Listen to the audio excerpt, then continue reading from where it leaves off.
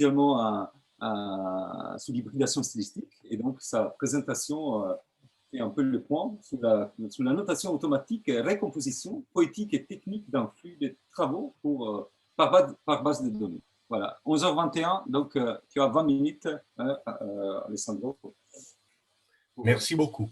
J'ai mis justement l'accent sur la poétique et technique parce que vous allez vous rendre compte rapidement que par rapport aux intervenantes précédentes, peut-être que mon niveau des techniques pures, des mathématiques et d'informatique, se situe plutôt au niveau bas, presque école primaire.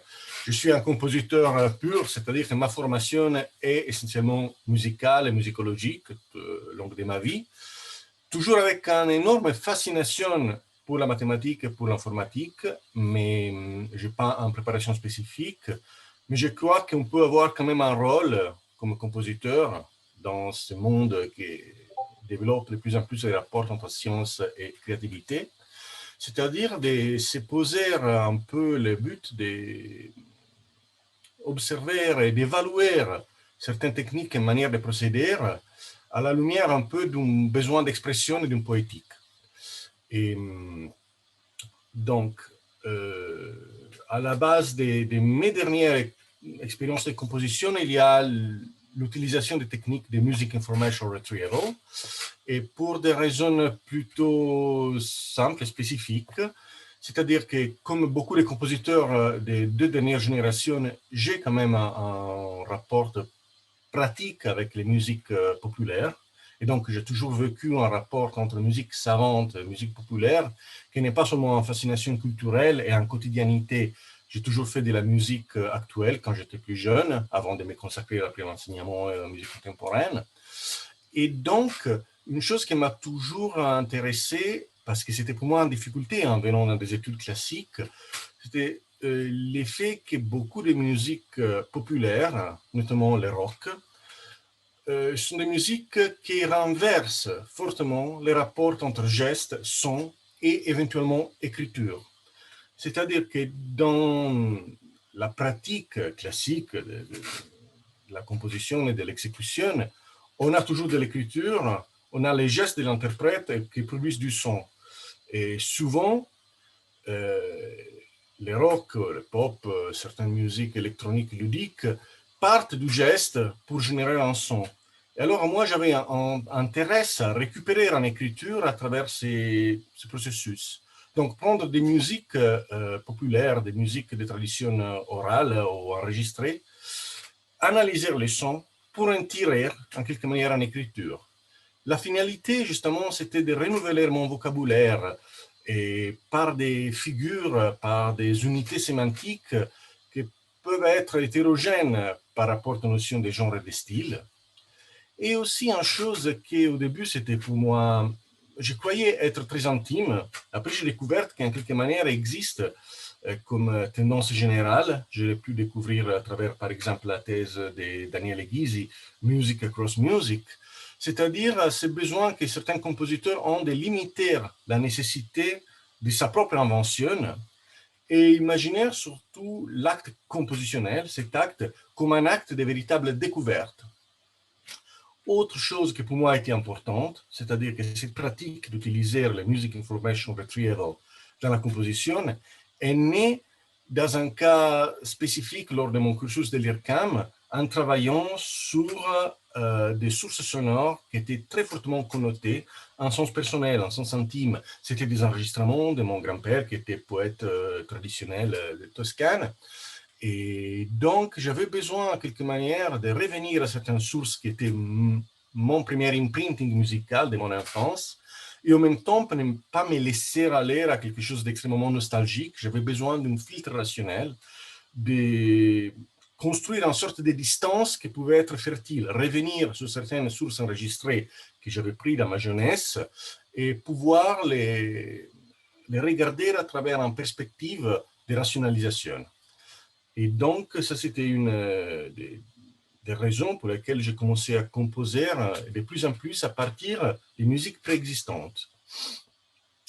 Et l'œuvre que je vous présente, mon idée, c'est un peu de vous présenter un peu ce qu'étaient les processus, le flux des travaux pour mon dernière pièce mixte pour guitare électrique et électronique, qui s'appelle Confused Idols and Sexy Killers. C'est un hommage au groupe des noise rock américain des années 80, Sonic Youth, qui a créé cette pièce en 2018 au Ravenna Festival.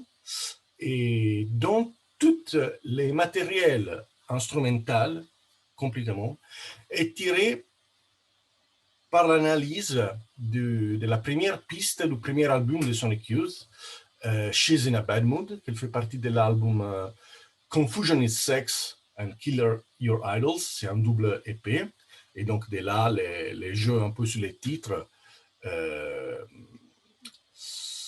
Et le support électronique, au contraire, est réalisé en tirant des éléments de tout l'album.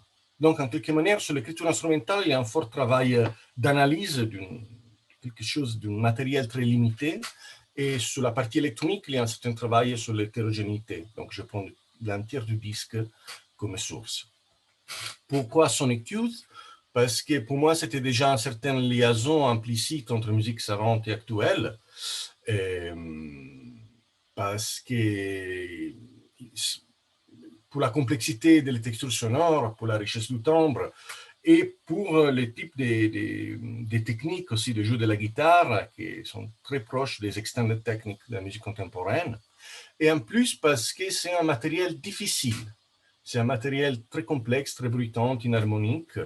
Et donc, je voulais un peu tester soit une sorte de benchmarking de certaines techniques du MIR, mais aussi voir où l'erreur pouvait m'amener vers quelque chose de créatif. Je vous fais écouter, si vous arrivez à l'entendre, je pense, un petit extrait de la pièce que j'utilise comme matériel source.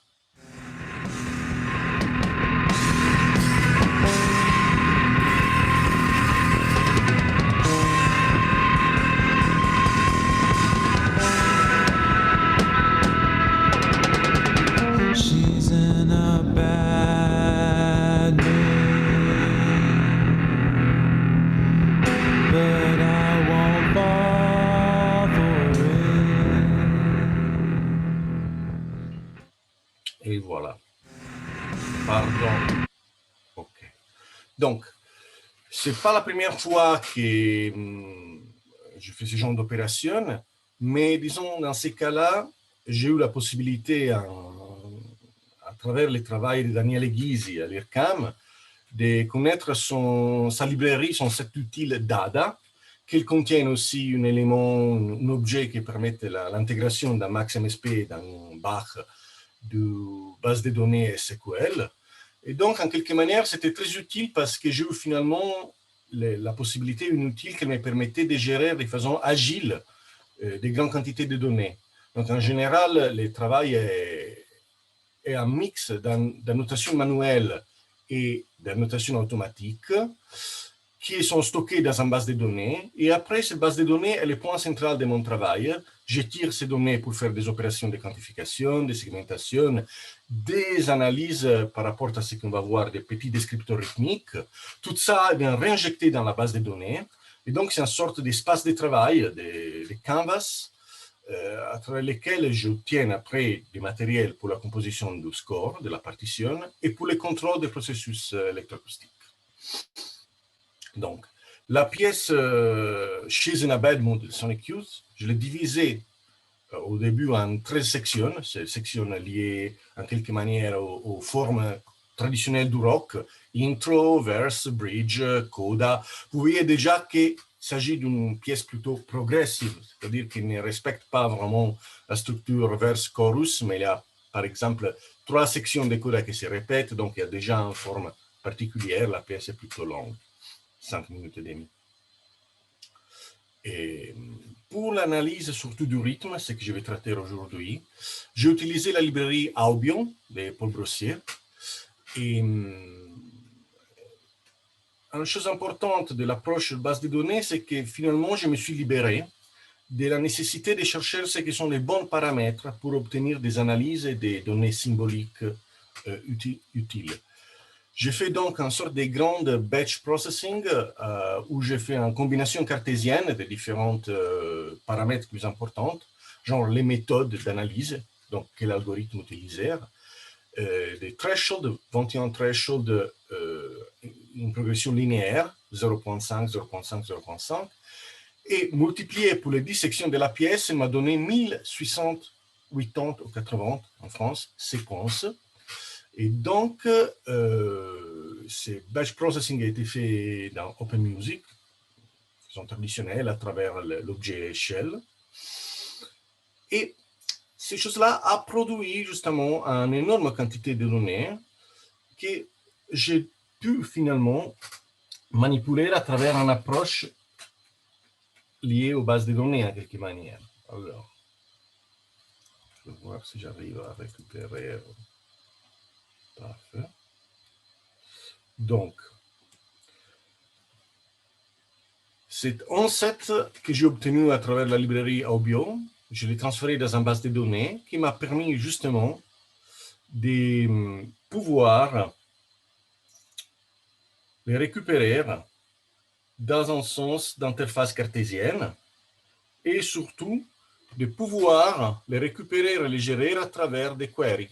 Donc, à travers des petites expressions en SQL, je pouvais par exemple récupérer plusieurs sections de la pièce. Par exemple, ici, c'est la 4e section. Et, par exemple, ordonner les résultats de cette analyse d'un point de vue de la complexité croissante ou décroissante. Ce qui me donnait déjà, par exemple, une sorte de hiérarchie des ancêtres rythmiques à partir justement de l'analyse de l'audio. Aussi, je pouvais stocker dans la base de données, par exemple, des marqueurs de mesure. Ça, c'est des annotations faites à la main. Mais donc, dans le creusement des annotations manuelles aux annotations automatiques, je pouvais avoir du matériel, par exemple, pour des quantifications. Donc, transformer ces données proportionnelles dans une notation mesurée. Par exemple, on peut faire très rapidement une autre section. Je prends la seconde section de la pièce.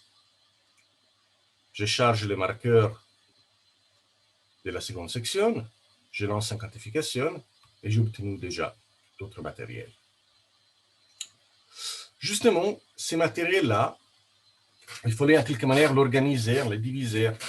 Mon objectif était d'obtenir une sorte de grands rythmiques qui est un peu comme l'idée de la granularité du son, c'est-à-dire des petites unités qui ont des caractéristiques à leur intérieur les plus possibles homogènes.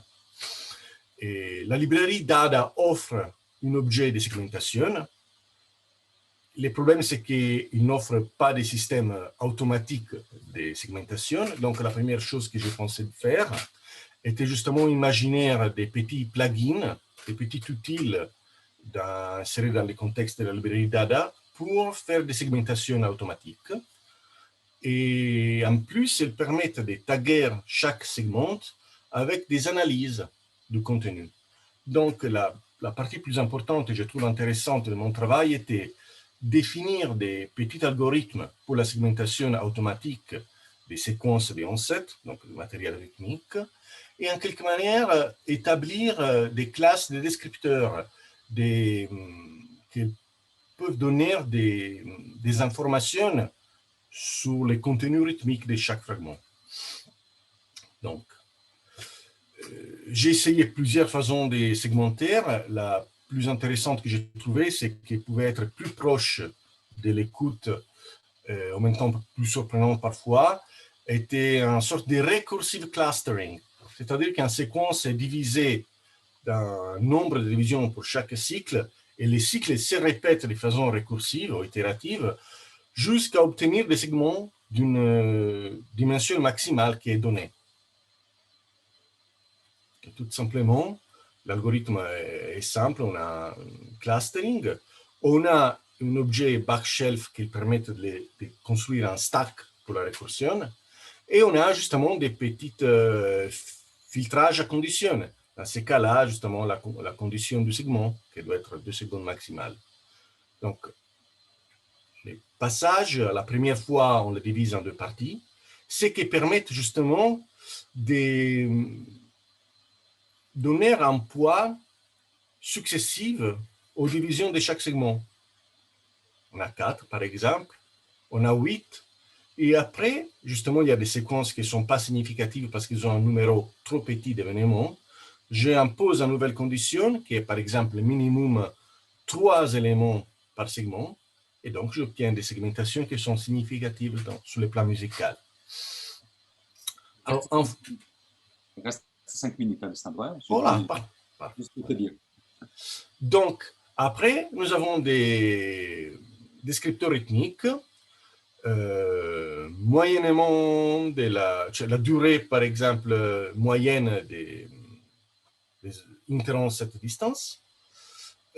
Pulse crest, qui est un peu les sortes de crest factor du spectre appliqué aux durées, qui est très utile, je trouve, pour discriminer s'il y a des très longs moments de pause dans un fragment ou des moments très courts par rapport à la moyenne, c'est-à-dire s'il peut y avoir des erreurs de segmentation, par exemple, ou de double détection.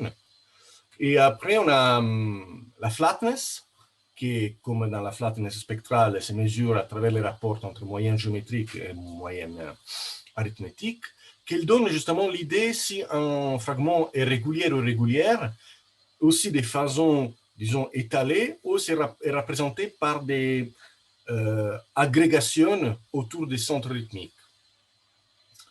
Je me permets de vous montrer des petits patchs de texte que j'ai fait pour se rendre un peu compte du résultat que ces choses donnent. Par exemple, dans ces cas-là, nous avons une séquence totalement régulière de noir 60. Nous avons un crest 1, flatness 1, un standard deviation de 0. Ici, on a déjà une séquence un peu plus travaillée, mais de façon étalée. Et nous avons donc une flatness qui descend et un crest qui monte. Les crestes augmentent énormément si nous sommes en train d'avoir des séquences qui sont en quelque manière agrégées autour des centres rythmiques, ou si, comme ici, nous avons par exemple des irrégularités qui se répètent très peu. Un autre descripteur qui pour moi était important, c'était justement la possibilité de voir si cette irrégularité, ils ont une salience musicale. Donc, si une séquence est irrégulière mais de façon aléatoire, ou est régulière parce qu'elle représente en forme de quantification de rythmes complexes. Donc, dans ce sens-là, j'ai imaginé un descripteur qui rapidement confronte une séquence avec sa propre quantification et nous donne une sorte de moyennement des erreurs qu'on obtient par ces processus. Et la première fois, nous avons un calcul de tous les rapports entre durées petites et grandes. Nous avons justement une approximation à des divisions ternaires ou binaires, et l'erreur d'approximation vient finalement moyenner, chose qui nous donne la mesure de combien une séquence peut s'approcher à quelque chose qui est aperçu comme rythmique dans le sens des métriques de division. Je vous montre rapidement, je fais un tout petit patch de test. Donc, si j'envoie une séquence qui est clairement très simple, seulement de division binaire, la déviation de la quantification est 0. À fur et à mesure que je rajoute des petites complexités, comme des triplettes ou des liaisons de rythmes, la chose se complexifie. Si on arrive à des divisions de 7, 5, la chose augmente. Et après, j'ai fait un tout petit test, disons, la patch génère des séquences rythmiques random. Il y a un numéro d'éléments à donner. Et sa propre quantification. Donc, chaque fois, je peux générer une séquence différente et toujours, la séquence originale a un facteur de déviation de la quantification majeur que sa propre quantification, justement. Je peux en générer à l'infini. Toujours, la séquence originale a une valeur plus haute de la séquence quantifiée. Donc, ça me permettait d'établir en quelque manière des axes des structurations de ces matériels et, à travers des interfaces cartésiennes qui font partie du système DADA.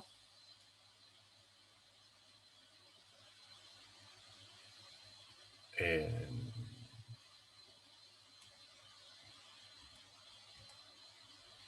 nous avons la possibilité d'établir des axes, par exemple la durée contre la déviation d'une quantification, et donc nous pouvons l'explorer et retrouver ces éléments.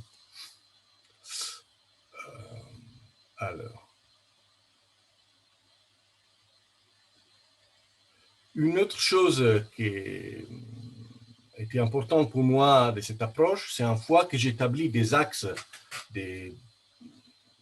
pour ordonner ces matériels, c'était la possibilité de faire des expériences de métacomposition, c'est-à-dire des petits subpatchers qui prennent cette base de données de fragments, ordonnés selon des dimensions, et peuvent les récupérer pour créer à fur et à mesure des variations de la même séquence.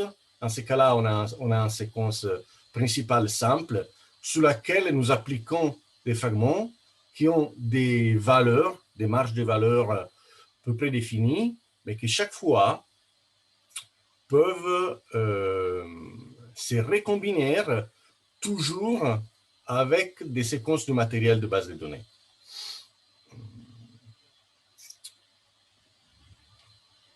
Alors, rapidement, comme conclusion, ces données obtenues par la base de données sont utilisées pour la partition et aussi pour le contrôle de la synthèse sonore qui fait partie de la partie électronique. Il y a plusieurs générateurs, plusieurs synthétiseurs que j'ai utilisés, dont aussi, et c'est un peu un hommage à Philippe Eslang, les Flow Synth, qui était objet de la première talk. Et si vous êtes d'accord, je vous montre un petit extrait de la partition et un petit extrait sonore.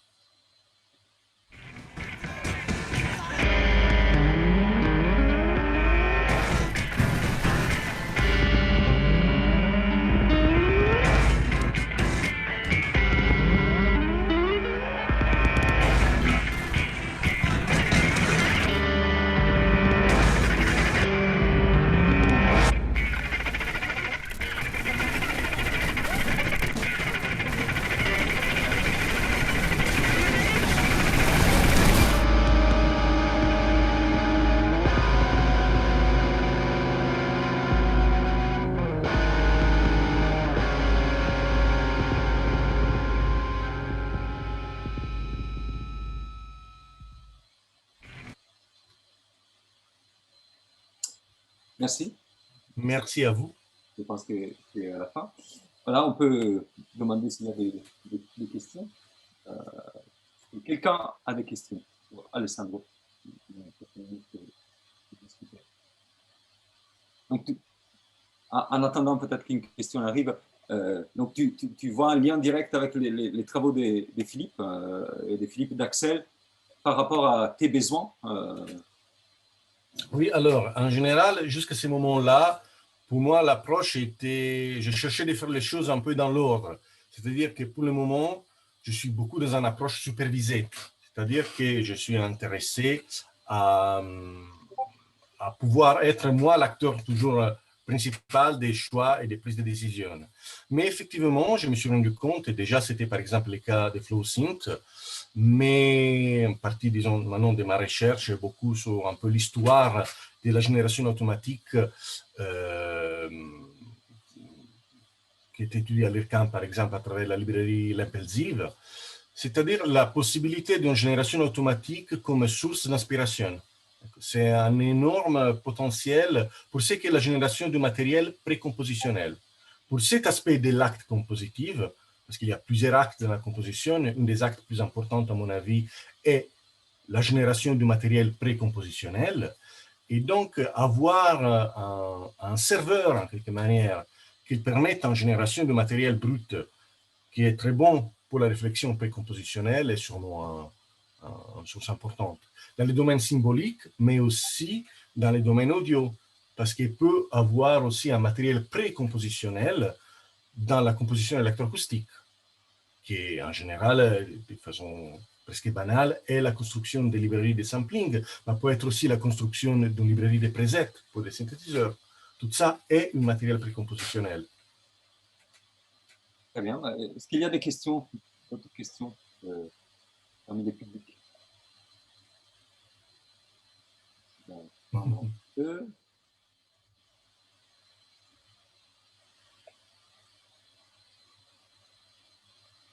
You have questions? Nous avons aussi des anglophones. Non. Donc, on te remercie. Hein, Merci beaucoup. Donc, voilà, petit claquement de main.